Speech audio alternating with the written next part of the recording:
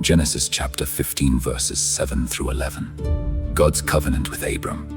BC 1913. And he said unto him, I am the Lord that brought thee out of Ur of the Chaldees, to give thee this land to inherit it. And he said, Lord God, whereby shall I know that I shall inherit it? And he said unto him, Take me an heifer of 3 years old, and a she-goat of 3 years old, and a ram of 3 years old, and a turtle-dove, and a young pigeon. And he took unto him all these, and divided them in the midst, and laid each piece one against another. But the birds divided he not. And when the fowls came down upon the carcasses, Abram drove them away. We have here the assurance given to Abram of the land of Canaan for an inheritance.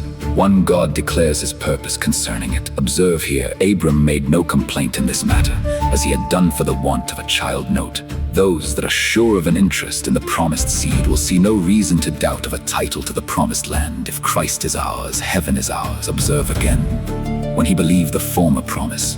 Genesis chapter 15 verse 6. Then God explained and ratified this to him. Note, to him that has improves what he has, more shall be given.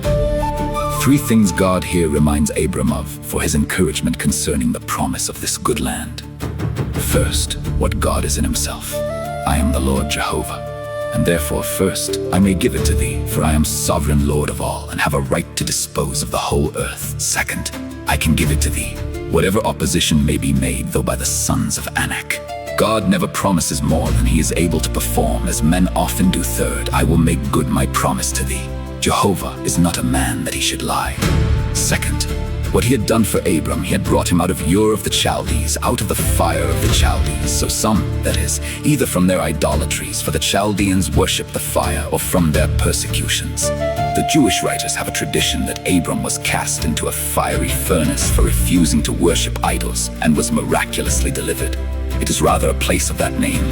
Thence God brought him by an effectual call, brought him with a gracious violence, snatched him as a brand out of the burning. This was, first, a special mercy. I brought thee, and left others, thousands, to perish there. God called him alone.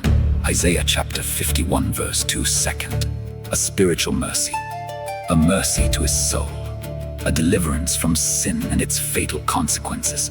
If God save our souls, we shall want nothing that is good for us. Third, a fresh mercy lately bestowed, and therefore should be the more affecting, as that in the preface to the commandments, I am the Lord that brought thee out of Egypt lately.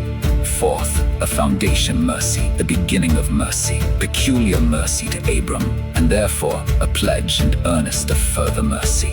Isaiah chapter 66 verse 9. Observe how God speaks of it as that which he gloried in. I am the Lord that brought thee out. He glories in it as an act both of power and grace. Compare Isaiah chapter 29 verse 22, where he glories in it long afterwards. Thus saith the Lord who redeemed Abraham, redeemed him from sin. Third, what he intended to do yet further for him. I brought thee hither on purpose to give thee this land to inherit it, not only to possess it, but to possess it as an inheritance, which is the sweetest and surest title. Note, first, the providence of God has secret but gracious designs in all its various dispensations towards good people. We cannot conceive the projects of providence till the event shows them in all their mercy and glory. Second, the great thing God designs in all his dealings with his people is to bring them safely to heaven. They are chosen to salvation. Second, Thessalonians chapter 2 verse 13, called to the kingdom. First, Thessalonians chapter 2 verse 12, begotten to the inheritance. First Peter chapter 1 verses 3 through 4, and by all made meet for it. Colossians chapter 1 verses 12 through 13, and 2 Corinthians chapter 4 verse 17.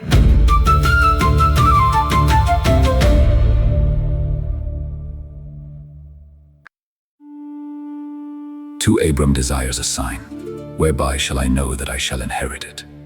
This did not proceed from distrust of God's power or promise as that of Zacharias, but he desired this first for the strengthening and confirming of his own faith. He believed. Genesis chapter 15 verse 6. But here he prays, Lord, help me against my unbelief. Now he believed. But he desired a sign to be treasured up against an hour of temptation, not knowing how his faith might, by some event or other, be shocked and tried. Note, we all need and should desire helps from heaven for the confirming of our faith, and should improve sacraments, which are instituted signs for that purpose. See Judges chapter 6 verses 36 through 40, 2 Kings chapter 20 verses 8 through 10, and Isaiah chapter 7 verses 11 through 12. Second, for the ratifying of the promise to his posterity, that they also might be brought to believe it. Note, those that are satisfied themselves should desire that others also may be satisfied of the truth of God's promises. John sent his disciples to Christ, not so much for his own satisfaction as for theirs. Matthew chapter 11 verses 2 through 3. Canaan was a type of heaven. Note, it is a very desirable thing to know that we shall inherit the heavenly Canaan, that is, to be confirmed in our belief of the truth of that happiness, and to have the evidences of our title to it more and more cleared up to us. 3. God directs Abram to make preparations for a sacrifice, intending by that to give him a sign, and Abram makes preparation accordingly.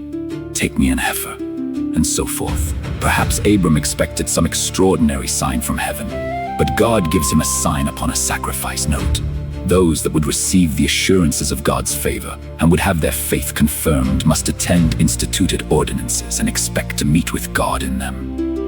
Observe, first, God appointed that each of the beasts used for this service should be 3 years old, because then they were at their full growth and strength. God must be served with the best we have, for he is the best second.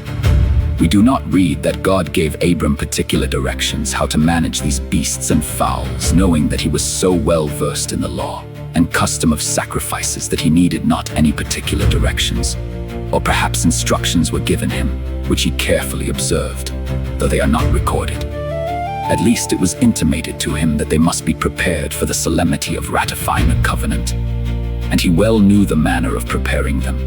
Third, Abram took as God appointed him, though as yet he knew not how these things should become a sign to him. This was not the first instance of Abram's implicit obedience. He divided the beasts in the midst, according to the ceremony used in confirming covenants.